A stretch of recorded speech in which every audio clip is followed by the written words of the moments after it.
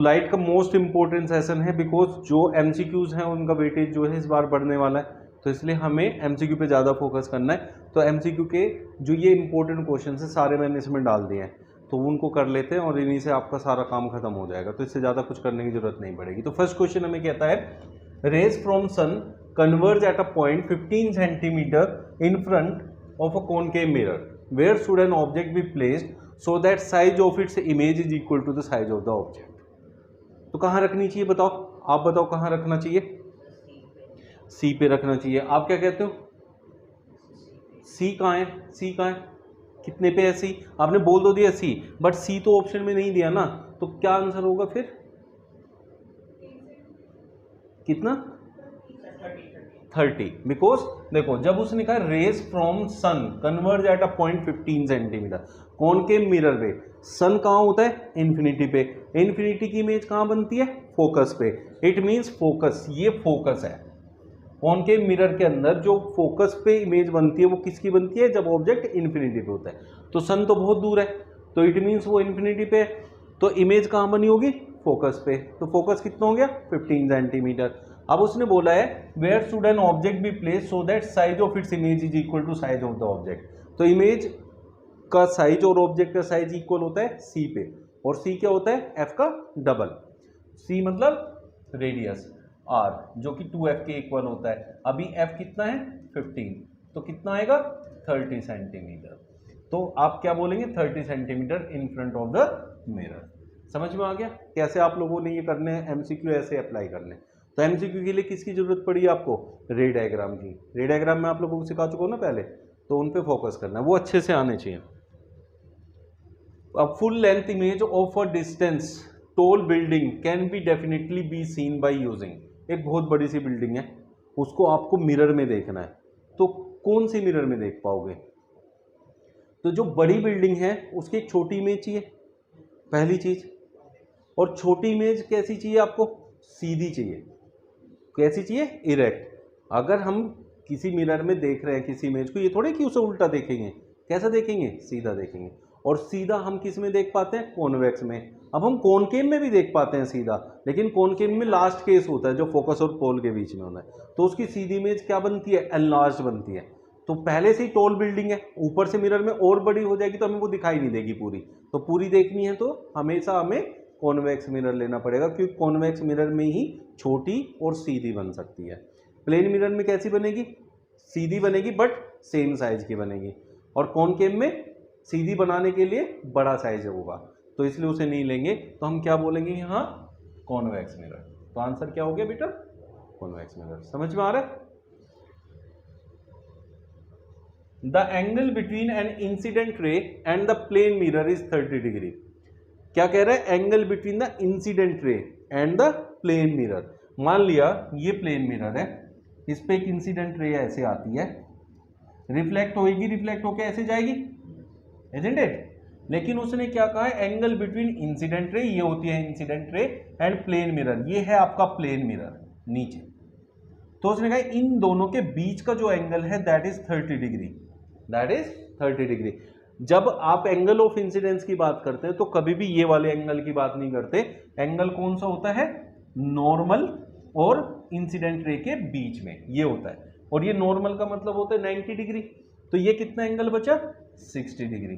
तो angle of incidence जो है वो आपका 60 डिग्री के इक्वल हो गया, और सेम होगा एंगल ऑफ रिफ्लेक्शन। तो उसने कहा total angle between the incident ray and reflected ray, total angle कितना एंगल है? टोटल। तो इंसिडेंट रे और रिफ्लेक्टेड रे, कौन सी है बेटा इंसिडेंट रे? ये। रिफ्लेक्टेड ये, इन दोनों के बीच का टोटल एंगल कितना है? 60 इधर, 60 इधर, तो टोटल हो गया 120, ऑप्शन डी। क्लियर हो गया? ऐसे टाइप के एमसीक्यू आएंगे पेपर में, तो आप लोगों ने ऐसे अप्लाई करना है। A ray of light is incident on a plane mirror making an angle of 90 degree with the mirror surface। Mirror surface से कितना एंगल बना रही है? 90 डिग्री। तो बच्चों देखो कैसे होता है, ये मिरर है, मिरर नीचे की तरफ से पॉलिश्ड होता है।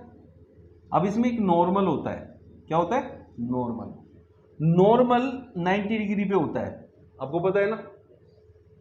अब उसने कहा ray of light is incident on a plane mirror making an angle of 90 degree with the mirror surface. Mirror surface से इंसिडेंट रे के बीच का एंगल है 90 डिग्री और नॉर्मल का एंगल कितना होता है 90 डिग्री। इट मीन्स वो रे जो इंसिडेंट रे है वो किस पे आई है, इंसिडेंट रे भी यहीं आई है, किसके ऊपर, नॉर्मल के ऊपर। बात समझ में आ गई। अब क्या होता है, जो इंसिडेंस एंगल है वो किस किस के बीच में होता है, इंसिडेंट रे के और नॉर्मल के, लेकिन वो दोनों एक ही जगह पे आ गई तो उनके बीच में तो कोई एंगल नहीं बचा। तो इसका मतलब जिस एंगल पे आई है उसी से वापस चली जाएगी। तो उसने कहा angle of reflection for this रे of light will be 0 degree. बेटा एंगल ऑफ रिफ्लेक्शन तो 0 होगा ही होगा, एंगल ऑफ इंसिडेंस भी 0 ही होता है, क्योंकि वो सेम आ गया। क्योंकि आपको क्या पता है, इंसिडेंस रे और नॉर्मल के बीच का एंगल होता है, अब इनके बीच में तो 0 एंगल है तो इसलिए 0 होगा, इंसिडेंस भी और रिफ्लेक्टेड भी। समझ में आया? कुछ पूछना है किसी को? देखो, the image of an object formed by a plane mirror. Plane mirror क्या होता है, जो मिरर में हम अपने आप को देखते हैं, उस मिरर के सामने जब हम खड़े होते हैं तो उसके जो हमारी इमेज बन रही है, अगर उसके बीच में कोई भी मैं कुछ भी लगा दूं तो क्या होगा, मैं शीशे में दिखना बंद हो जाऊंगा। और जो बीच में लगाते हैं उसको क्या कहते हैं, स्क्रीन।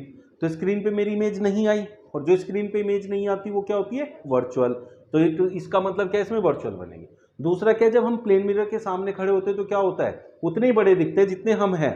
तो इसका मतलब क्या होता है, वर्चुअल होगा, और बाकी तो कुछ भी नहीं है, रियल नहीं होता। डिमिनिश्ड मतलब छोटा छोटा नहीं होता है, अपसाइड डाउन मतलब ऊपर का नीचे हो जाएगा, वो भी नहीं होता है। तो सिर्फ क्या कहेंगे, वर्चुअल। इनमें से सारों में से वर्चुअल केस लेंगे। Understood? The image formed by a plane mirror is, इस क्वेश्चन में प्लेन मिरर की सारी कैरेक्टरिस्टिक्स आ जाएंगी। पिछले में सिर्फ इमेज की नेचर आया था, वर्चुअल। अब यहां देखो, image formed by a plane mirror, अभी मैंने समझाया जैसे प्लेन मिरर के आप सामने खड़े हो जाओ तो उसमें इमेज दिखेगी, और बीच में कोई हमने कुछ भी पर्दा लगा दिया सपोज करें, तो उस पर हमारी इमेज आएगी, नहीं आएगी। तो नहीं आ रही है तो इसका मतलब क्या है, वहां वो वर्चुअल इमेज है। जो स्क्रीन पे ऑब्टेन नहीं हो सकती वो वर्चुअल होती है। फिर हम जैसे मिरर के सामने खड़े होते तो सीधे दिखाई देते हैं, तो इरेक्ट होती है। तीसरा क्या होता है, सेम साइज की होती है। तो देखते हैं किस में ऐसी चीजें दे रखी हैं। Virtual behind the mirror and enlarge. Behind the mirror, mirror के पीछे ही बनेगी, ये बात भी सही है, लेकिन एनलार्ज नहीं होती, सेम साइज की होती है, तो इसलिए ये गलत हो गया। Virtual behind the mirror and of the same size as of the object, तो second option is correct. Third और फोर्थ गलत क्यों है, रियल बोला है, रियल बनती नहीं है, रियल बोला है, ये बनती नहीं है। अंडरस्टूड? क्लियर हो गया? कुछ पूछना है?